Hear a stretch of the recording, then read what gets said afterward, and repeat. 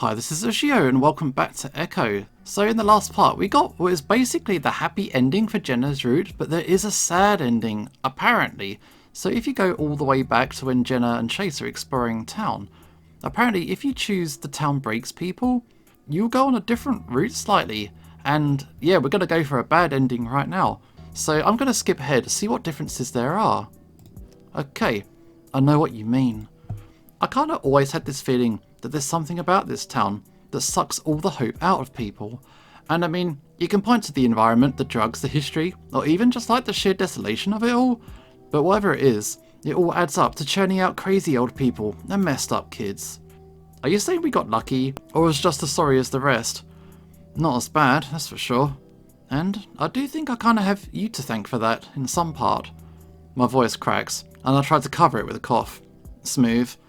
Thanks, Chase. Jenna smiles lightly, and I agree. It's why, after this week, I'm never coming back here. In fact, as soon as we find Cole, I'd prefer to leave. I nod. That's fair. But I guess I have to ask, what made you think of this? I mean, the story about your grandmother. Okay, skip ahead. So we're hanging out with the guys in Tetanus Alley. Jenna doesn't seem to react to Heather at first. She shuts off the screen on her phone and exhales, looking Heather in the eye. She doesn't speak immediately. There's this sort of latent tension in the air. Silly isn't exactly the word I'd use. A dark look crosses Jenna's face, and her tail stiff behind her. Your behaviour throughout high school was utterly abhorrent toward me, and I think you know that. Heather's face drops, the cat clutching her arm. I told you my memory was bad, just she puts on a kind of babyish voice, and she says this, looking sheepishly at Jenna. Do you honestly need a reminder? Heather begins shaking her head, but Jenna's already speaking, her tone curt. You were rude to me, even when I'd done nothing to you, but I figured you were just insecure and left it at that. Then one night you come to me, with nobody else to turn to, tears in your eyes. You let me know everything that was going on with you at home. From that point forward, I was ready to defend you, to help in any way I could, short of going to the police of course, because you begged me not to. It started out as little things, for favours. You were too emotionally distressed to do your homework, so I should do it. You couldn't come to class because of a panic attack, and the teacher wouldn't understand, so I should lie for you. You needed money to see a friend in Peyton, so I should give you the money. This went on for some time, until eventually enough was enough. I had my own problems, especially at home. I couldn't just juggle the well-being of everyone. That is not my responsibility. I told you up front that I was going through a tough time, and I couldn't do these favours anymore, but I was always available to talk. That wasn't good enough, was it? Despite being busy with your fractured home life and stresses at school, you still found time to create your elaborate revenge on the one person who cared enough to help. Next thing I know, your latest boyfriend of the week and his friends are pounding on my door at 11 PM. And what does he tell Mum and Dad when they open the door? She deepens her voice, putting on a Dubroad accent. Yo, I'm looking for Jasmine. She told us to meet out here to get some. So not only did they convince my idiotic parents that I was fucking 5 guys, including your boyfriend, you told the whole school. I had my paw smashed in the locker, was fired from my part-time job, and lost almost all my friends outside of a select few great people. Jenna looks over, gesturing in both Flynn and my direction. You made yourself the sufferer in that narrative, the one who'd mistakenly trusted the weird, horny anime girl. Jenna takes a sharp breath from her nostrils, her composure otherwise completely solid. And you don't even have the dignity to atone for your actions when the chance is standing right in front of you. You continue to lie and manipulate your way through every social interaction to make yourself feel better. It's the perpetuation of this endless cycle of perceiving yourself as this sort of eternal victim, when in reality, it's complete delusion that hurts you and everybody around you.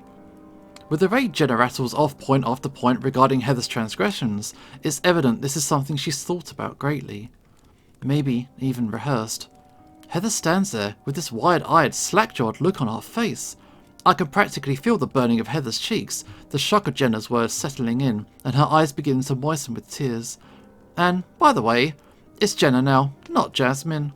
Oh, no! Jenna moans lowly. It's like she's trying to refute what Jenna said, but she can't form the words. All she can do is make this bizarre whining noise. You're wrong! You always have to be right, but you're really, really wrong. Her paws curl into fists as she shakes, indignified. Flynn and I look at each other. Before we can say anything further, she storms off. In the distance, we can see her start running, her arms flailing by her sides. I can't help but feel a sort of queasy sensation at the sight. This is what this place does to people. Jenna, meanwhile, just lets out a long sigh. Wow. World's worst fucking psychiatrist, Jesus H. You feel better now? Jenna looks over to Flynn. Perhaps. It was cathartic. I didn't know about most of that. I just thought she was mean to you or something, like standard high school girl stuff. Yeah, must be nice getting the chance to do that, huh? There's some bitterness to Flynn's words. Probably ain't gonna help us find Cole, though. It needed to be said. Flynn grunts, shaking his head in disbelief. Right fucking now, though, goddamn. Down the hill a ways, a dusty shape of two figures can be seen emerging from an old shed. One of them pauses as he sees Heather sprinting off down the road, while the other ignores her and carries on. Eventually, though, the both of them see us and begin making their way in our direction. Well, here comes the gang. He spits on the ground, the faint smell of his venom wafting in the breeze for a moment. I'm guessing he bit on that cap too hard. Not all of them. I quietly shimmy away over to Jenna's side, lowering my voice some. Are you okay? Jenna seems slightly surprised at the question, giving me a light smile. I'm good. Thanks for your concern. After what just happened, I'm not sure how much I buy that, but I'm not going to press the issue. So, what? Did you come back with your posse to intimidate us or whatever?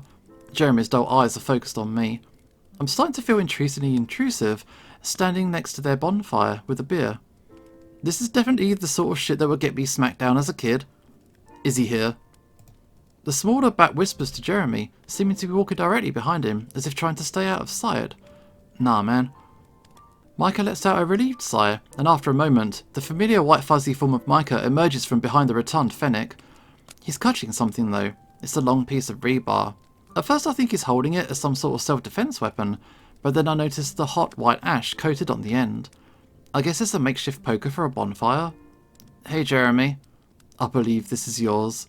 She steps out, holding out the beer that Heather had thrust upon her earlier. Her brother doesn't immediately react, and he stares blankly at her for a moment before bumbling over to take it from her. Hey sis. Man, I'd ask you how you been, but I'm assuming good, right?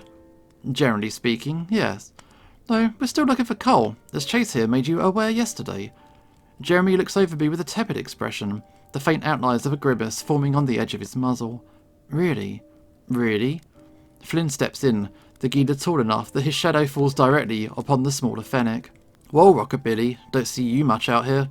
Fucking wonder why. Micah glares at him, across from the bonfire, the shifty-looking bat increasingly agitated by her presence. We told Schizo all we knew yesterday. Evidently not, and yeah, don't call him that. Jeremy lets out an amused noise, though it's clear he's also getting a bit tense, especially with Flynn's looming form. Heather say you were talking about Cole after the drop, all secretive like. Shortly after he fucking disappears? You tit-tits want to extrapolate on that? Jeremy lets out an astonished puff of air, turning to peer past Jenna at me. Wow, dude, you really did go fucking crying to your friends for help. I feel a knot starting to form in my stomach, and I resist the urge to clench my fists. I'm just trying to fight Cole, okay? He's your friend too, right? Fuck no, rich tits don't got any love around these parts. Didn't even think the guy had any friends anymore after you two left. He points to Jenna and I. Flynn scowls, but says nothing. Yo, does Mummy Mia know you're here? Micah's looking up at Flynn now. 'Cause I won't be harassed, bitch. Flynn actually laughs, exasperated beyond measure. Kid, shut your mouth before I call your parents. I'm nearly 21 now, you can't do shit. Yeah, I can call the sheriff on you for trespassing, and then unpermitted burning during fire season, and they charge you as an adult.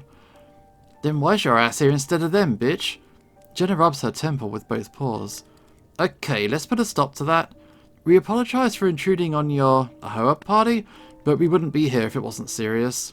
This ain't serious to me. Seems like a big joke seeing you clowns back together. Micah, enough. Her tone is so stern and maternal that it visibly catches the bat off guard. He seems surprised that she even remembers his name. Look, let's just have a seat, alright? Alright, sis, whatever you say. Micah blinks at Jeremy's response, and then grumbles quietly. Yeah, whatever. The bat looks over his shoulder before moving to one of the camping chairs and taking a seat, and Jeremy does as well. Both seem to make a conscious effort not to sit in the princess ones. Flynn takes another swig from his beer and joins them. I hesitate a bit, but Jenna beckons me forward. As I sit, the singeing burn from the fire mixes with the glaring heat of the sun above, and it feels kind of like I'm slowly being cooked. It's incredibly uncomfortable, but I seem to be the only person bothered. Well, by the heat, that is. We got empanadas in the mini oven. Is that an offer? It's a thread. What? Dumbass. Boy is. Micah shifts in his seat. He keeps looking to Jeremy, as if wondering why he's even humouring this. He miserably pokes at the bonfire with his rebar, sparks flinging forth and dissipating in the desert dust. Jeremy, meanwhile, scoots his chair over and peers inside the little toaster oven looking thing. It's hooked up by what looks like a 50-foot extension cord that goes into the shattered window of the nearby trailer. Yeah, they probably need a bit more time cooking anyway. Now, about Cole? About Cole? Yeah, didn't bother tell you know? He gesticulates toward me. He's been, like, really depressed as of late. I mean, anyone would get the impression if they talk to him a little. I think, like, once you're so rich you have everything you want, you don't need to work, it kinda fucks with you. Life alone ain't good enough, man. Now, if you know what's good for ya, this stays between us, cool? He looks from Jenna to Flynn, and finally to me. Micah's staring hard at Jeremy, the runty bat's lips thinned over his little fangs. Sure. Yeah, whatever. I suppose it depends. Flynn sighs loudly, placing his face on his hands. We didn't do nothing to Cole direct like. He just kept telling me he wanted to feel something, you know? Didn't care what it was, didn't care what it did to him. I just kept telling him, nah man, you're too soft for this, but he wasn't having it. So I gave him, like, a sample bag. I thought you told me you didn't give him anything else. I said I didn't give him anything laced. There's a difference, yo. Plus, I figured you would have found his tweaking fat ass by now. A sample bag of what? Flynn practically growls. Speed. You gave Cole meth. Cole asked for fucking meth. That's horseshit. I don't know what to tell you, man. You must not know him as well as you think. Cole and meth? Doesn't make any sense. Cole got really into the enlightened drug use thing in high school, but he was never on board with stuff that hard. Flynn's fuming in his seat, and even Jenna looks perplexed. Jeremy, where you getting this meth? Yeah, it's enough questions. Yeah, like, out of respect to your situation and stuff, I thought you should know. But we ain't got nothing more than that. God damn it! Flynn's face is pulled into a silent snarl, eyes clenched shut. Jenna's just frowning to herself, her phone in her lap. No one says anything for a while. I got a million questions, but I don't think they'd answer any of them. For some reason, the first thing out of my mouth is, wasn't a hoa party? Jeremy and Micah both look at me with quizzical expressions. Oh, it's something that Keith came up with. Yeah, it means like happy and Miss Satan or something? Well, not exactly happy. Something more profound than that, I'm sure. Everything had a fucking deeper meaning with him, didn't it? Jeremy lets out a mirthless smirk, the fennec grabbing a few paper towels before taking away the empanadas out and setting them on a small tray. Yeah, but who Keith though? How the shit do you not remember Keith? Micah looks downright offended. He sounds familiar, but I can't put a face to the name. Well, you're in luck, Musk Man. I'm not sure what he means until I see him move to pick something sitting in one of the half-folded up camping chairs. It's a picture frame with a bunch of different pieces of handwriting on the back. To my surprise, he walks over and hands it to me. Keith. In the frame, there's a pretty unelaborate picture of a stone-looking fox guy. He's in a ratty lifeguard bucket hat and wearing an oversized hoodie with the stylized looking eye on it. I feel like I've seen him before, but only in passing. You bring this with you everywhere? Just at the bonfires. Kinda like a super old tradition we picked up after what happened. I know it's like super culty creepy and shit, but Keith would have thought it was neat. He was all about this whole moral support big brother vibe. What happened? The question's blunt, and this seems like one hell of a sensitive topic for these guys, but now I'm genuinely curious. Went missing. One day he's here, singing dope and playing foosball with us at that mouldy shack he ran a bar out of, and the next, gone. Nobody knows where he went? Nope. Next thing we know, Micah poofed as well. The bat looks guilty, squirming in his seat. We didn't expect you to show back up either, though. Same goes to you, I guess. He looks over to Jenna. She responds with a polite smile, nothing more. What's going on here? Clint shows up. As I hear Clint's voice, Micah quickly sit upright, visibly startled. There they are, I told you. I didn't tell him anything. Heather's tugging at the weasel's tank top, but Clint quickly smacks her hand away. Clint. Looks like death. Emaciated, dishevelled, teeth rotting out of his head, his fur falling out and pink lesions dotting his flesh.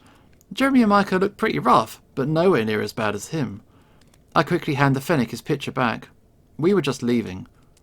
Jenna pulls her purse tight to her side and stands up. Thank you for your hospitality, and it was good seeing you again, Jeremy. I should fucking kill you three right here, you little bastards. Get the fuck out now, go! I'm getting my gun, I'm getting it. Clint stomps off toward the nearby trailer, swearing up a storm. Ah, shit. Micah quickly refocuses his attention on the rest of us. Yeah, get the head out of here. I half expect Flynn to start shouting back, but instead I look over, and he's already up. The kid is making a clicking noise, and gesturing with his head toward the truck. I'm not a victim, Jasmine. You bitch. I quickly get out of my seat and fast walk to catch up with him, and Jenna does the same. What the hell? It's all Jenna can say as she shakes her head in disbelief. We hop into Flynn's ride and take off without looking back. Heather is a piece of work. Alright, skip. We've gone the long way now, so we're at the part where we found the body by the side of the road. Is that an ID? Yeah, Samuel Ayres is the name? I think he's the one who got hit by the van. Oh. She looks off to the side. Great. Huh? What, Chase? She responds, exasperated.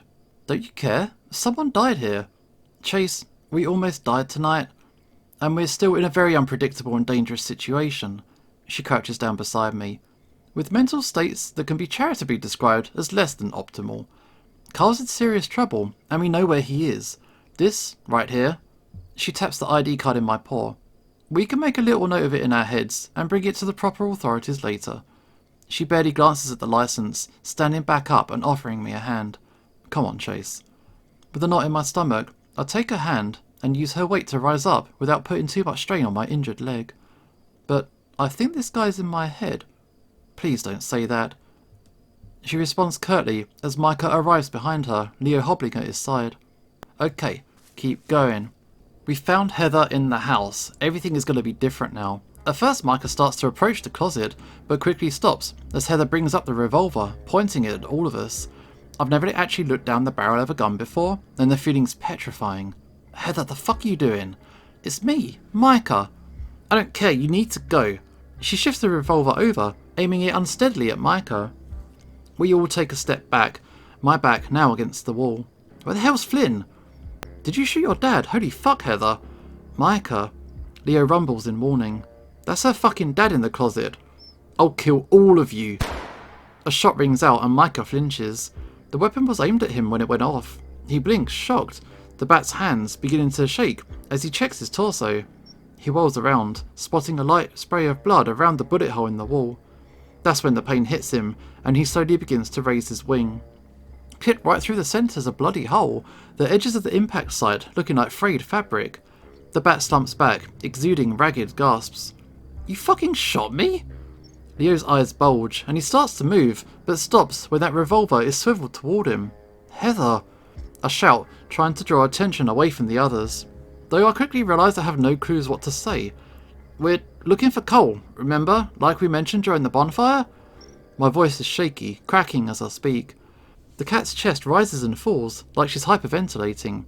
It's been that way since she stepped out of the closet. She makes her way over toward the slumped form of Cole, still half covered in his blanket. Then she points the gun down at him. I'm gonna shoot him in his stupid, fat, ugly face unless you leave right now.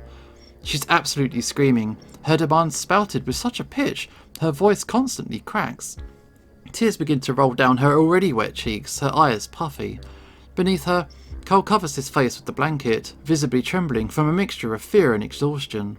Okay, right on. I swallow. That's the plan. Right, guys, yeah? We're just gonna leave, nice and slow. I do my best to put on a calm face as I nod to Leo and Micah. Are you fucking kidding me? Micah's outburst is directed toward me. No, not after we came all this way. We're not leaving the rich boy. He's practically hissing his words. He's cupping a hand over his wound and trying to avoid stretching the skin of his wing, as that seems to just make the hole bigger. Heather, you have no reason to be keeping that chunky bitch here. Just let us take his ass and leave. Leave? Heather repeats. I've nowhere else to go. Nowhere. Everything used to be bad, but not terrible like this. Keith barely talks to me anymore, and when he does, he says... She breathes in shakily. He says the meanest of things. I covered my ears, and I could still hear him. Keith's fucking gone. Unless he gave you some secret cell phone number I don't know about, you can't be speaking to him. Micah neglects to mention what we discovered about Brian's habits and the potential fate of his fox friend, but it's probably for the best that it isn't brought up. This is all hum shit, plain and simple. Duh, stupid. I know that. That doesn't explain anything though. You just gave it a silly name, but it's not silly, it's horrible, and I hate it. Micah opens his mouth to snap back, but Heather shrieks, a blubbering of spit coming from her mouth and snot running down her nose. She begins to press her finger closer to the trigger. Cole, move. She doesn't fully finish pulling the trigger, leaving us all staring wide-eyed in suspense. She looks like she's dry heaving, trying to throw up an immensely sick feeling within her that will not leave. I can barely hear anything anymore, the ringing's so loud. It just sounds like him. He won't stop. Heather flails in the direction of the shadowy figure in the closet. Even though the man in the closet is very much dead, he's propped him in a way that makes it look like he's watching Heather pace around the room, his dark sockets following her while her back's turned. She seems afraid to look at him. The feline closes her eyes for a moment. I can tell Leo is weighing his chances of whether he can tackle her to the ground before she can get a shot off. Before he can move, they open again and she speaks. Her voice is shrill but quieter. Everyone thinks I'm stupid, that I'll never do anything but rot away like everybody else. And it has nothing to do with what Duke or Brian or Jeremy or Clint or anyone thinks will fix things. This whole town is so shit. No argument there. Micah mumbles wide-eyed. And it's not your fault, they're wrong. I don't even really know you. She points the pistol at me, and it's like my heart crawls up into my throat, my whole body rigid with fear. This town is evil, and I'm gonna stop it.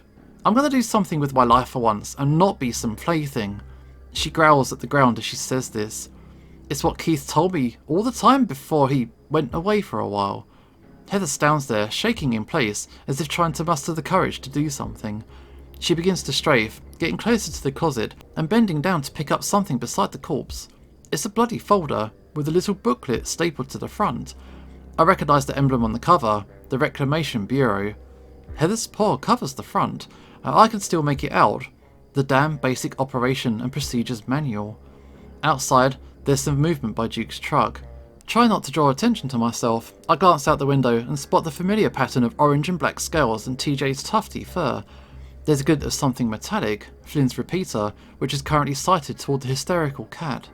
Heather's so close to us now. Flynn wouldn't risk trying to take the shot, right?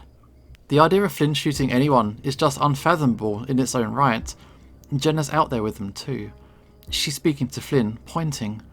The lizard's shaking, saying something back. This back and forth continues. What are you even talking about? I'm gonna make it so that there's no town. As Heather turns away, she catches a glimpse of the blood on the folder and then looks back toward the closet. She screams, but she's not staring at the corpse. It's like she's looking above it, at something else at eye level. Daddy. Glass shatters against my back, showering coal below. Heather lurches forward, trying to scream, but all that spews forth from her mouth is blood. It pulls through her gritted teeth into a puddle on the floor, Heather failing to gasp for air as fluid fills her lungs. She falls headfirst into the pool of her own fluids, tears still rolling down her face. Micah stands, with his head in his hands, a look of shock plastered on his face. No one moves. Nobody says anything. Jenna enters the room first, her turquoise eyes fixed on the bloody form laying in the centre of the room. Flynn's right behind her, looking initially rather gormless, though his eyes start to widen as he realises what he's done. Oh. Good shot, Flynn. Everybody alright? I catch my breath against the wall, looking up only to see that slumped form still staring ahead in the closet. Quietly, I close the closet door. Yeah, I guess. Jenna looks over to Micah, spying the bullet hole in his wing. Her complexion darkens, and soon she's standing over Heather's body.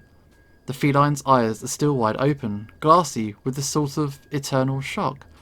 Jenna promptly delivers a swift kick to her head, Heather's neck now turned at a stiff angle. Bitch. Flynn rests his palms on his knees, exuding a dry retch. Leo steps over, trying to inspect Micah's wound. Flynn? Guys?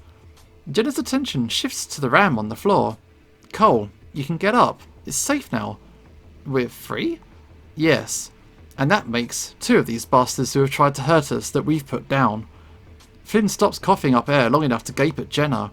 That we put down? Flynn points to Heather. I killed her. I'm the one who pulled the trigger. Flynn's voice is strange, way more higher pitched than I'm used to. Right after I told you to. Yeah, I listened, and now someone's fucking dead.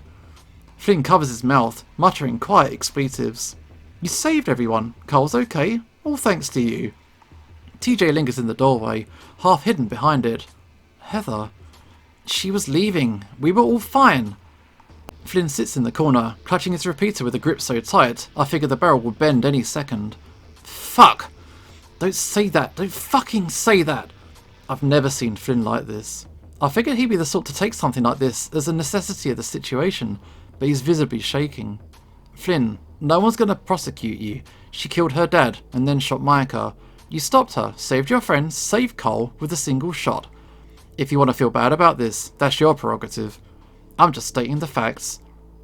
Leo says nothing as he looks over Micah's wound, the bat himself visibly fuming. You told him to shoot, even after she picked up her shit and was heading toward the fucking door. You killed my goddamn friend. That was not remotely apparent. The angle. Fuck you, you piece of shit. Just like Jeremy said, you act like you know everything, and when shit fucks up, you blame everyone else. Seeing Jenna increasingly backed into a corner, I decide to speak up.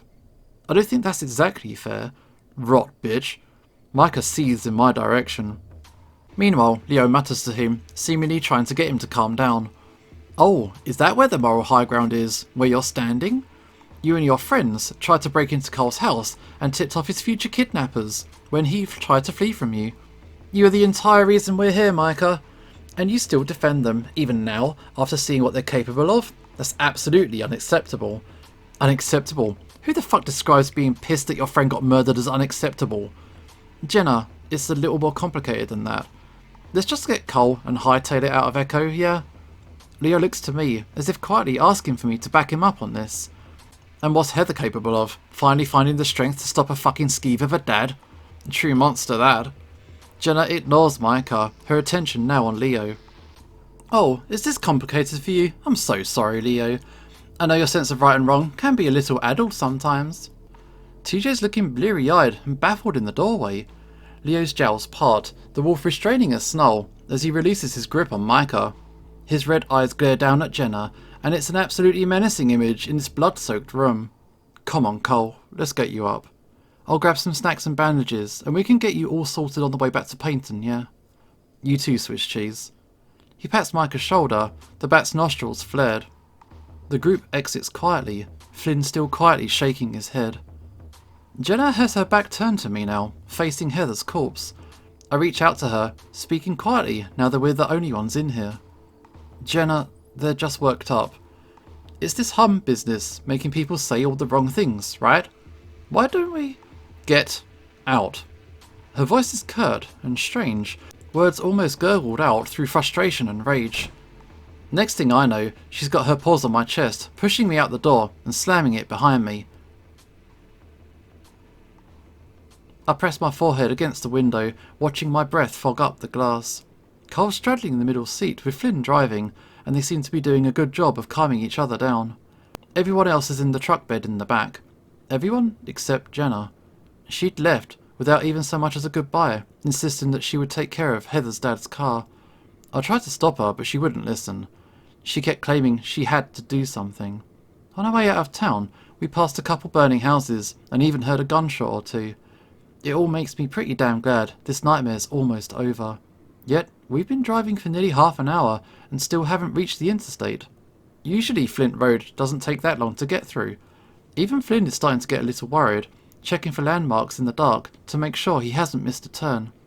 I can see the town in the distance, echo a glimmer of lights and smoke. 5 more minutes pass, but we eventually reach the interstate, emerging seemingly from nowhere. Streams of ambulances and police cars begin to pull on the opposite lane, all heading into town. I glance out the back window for one final look at Echo, when I notice something amiss. The lake. It's bigger. Way bigger. The shore is all the way up to the highway, with trailers and small vehicles peeking out from the tide, and the others see it too. It's then I remember something. When Jenna was leaving, there was something she was holding on to. A slightly bloody folder and booklet that she tucked away into the Reclamation Bureau vehicle before heading off. I suppose you won't be coming back after all. Oh, fuck. Excellently put, kid. Jenna flooded the town. So, in the good route, you can stop Heather from doing that, but in this route, Jenna takes charge, does all the stuff, gets people killed, shot, nasty things, and then floods the entire town and drowns Echo. There is a question there. Would that solve the situation? It would still be all cursed. But would it help? Would it stop anything? Or would it still keep going in circles? I don't know. But we finally made it to the end of the Echo saga. Okay, this is it for now. I hope you enjoyed this series. It was really dark and I really enjoyed it throughout. This is Ushio signing off, and hopefully I will see you next time.